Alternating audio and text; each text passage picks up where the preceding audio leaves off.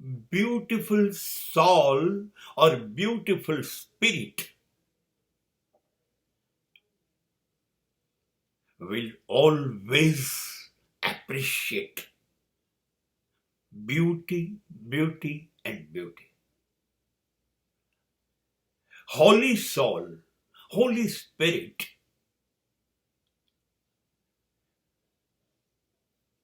will never afraid of any beauty.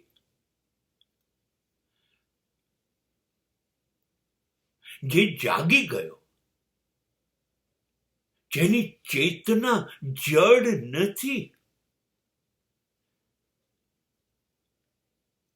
એને બધું જ સુંદર લાગે.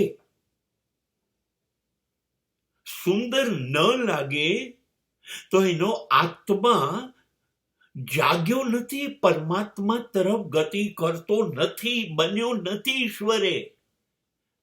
જો એને ક્યાં પણ કદરૂપ કુરૂપતા કંઈ દેખાય તો અરે ઈશ્વરથી વધુ સુંદર કશું છે?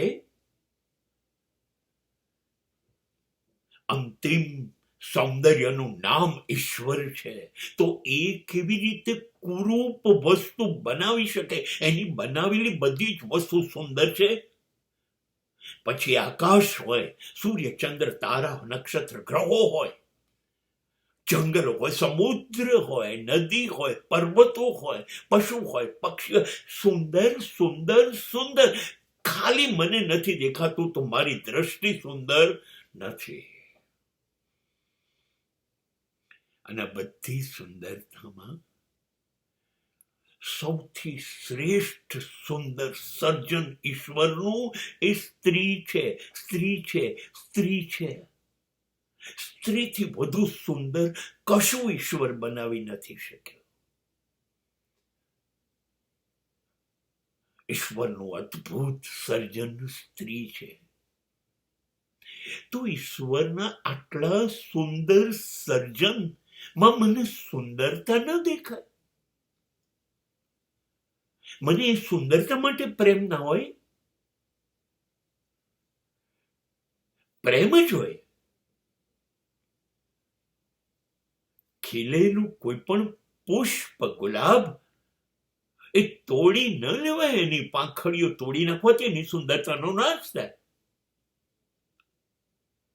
તો કોઈ પણ સ્ત્રી અત્યંત સુંદર છે.